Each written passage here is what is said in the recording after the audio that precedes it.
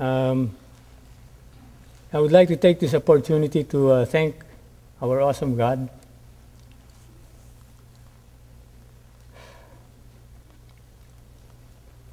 for this chance to stand up here in front of you to give His testimony, not mine. I am just a player here, and it is an honor to be chosen as one. I would also like to thank all of you, those who visited me in the hospital, those who prayed for me and my family. We felt God's love through you, and we pray that God will bless you as all of you have been a blessing to us.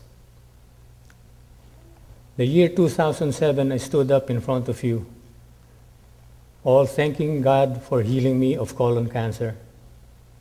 I thought that the battle was over, but God had other plans.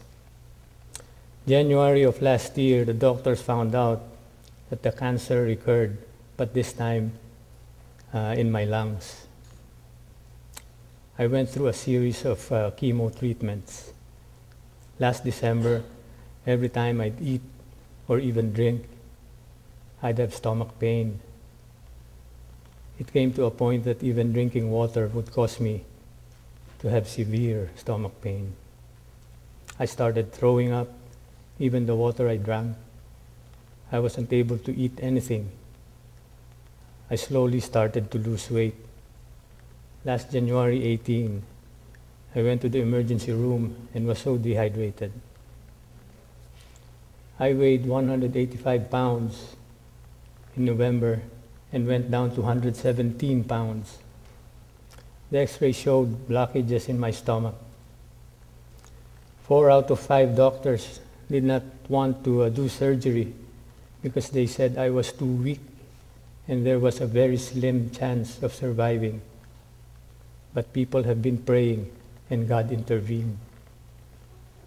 The chief surgeon agreed to do the surgery. Our family doctor spoke to us and told us of the situations they could encounter during the surgery. 1, it could be a simple surgery and they would easily remove the blockage. 2, the condition could be so severe that they would just close me up and do nothing. And 3, they could try to fix it, but if there was a blood vessel that burst, I could bleed to death and never leave the operating table. And as if it wasn't enough, we also were asked whether after surgery, if in case I had heart failure, would they revive me or not. We agreed to go ahead with the surgery. But I went inside that operating room, supposedly a dead man.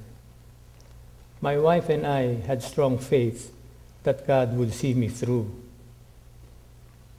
Before they wheeled me into the operating room, my wife asked the nurse if she could pray for me.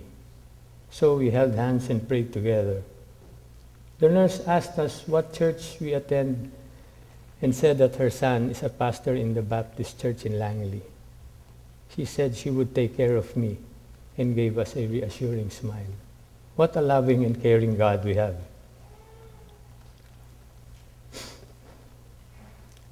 That even inside the operating room, He sent someone to comfort and pray for me, while Pastor Jeff and my family and friends were outside also praying. I found out that the youth had to stop what they were doing in the church when Pastor Kamal informed them about my operation. They started praying for me. They were shaking the heavens.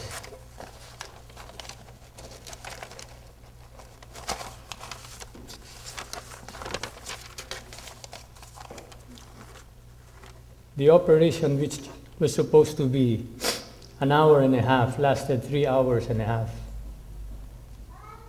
Then, as if God reached out His hand and opened my eyes, I was in pain, but this time the pain was good because I knew I was alive.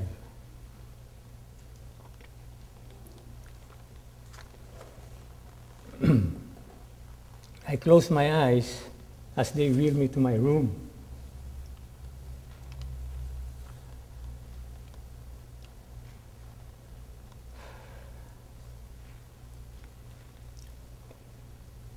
And before we entered the room, I opened my eyes.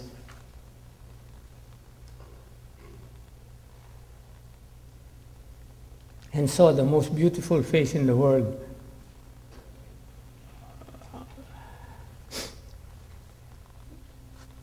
My daughter was smiling at me.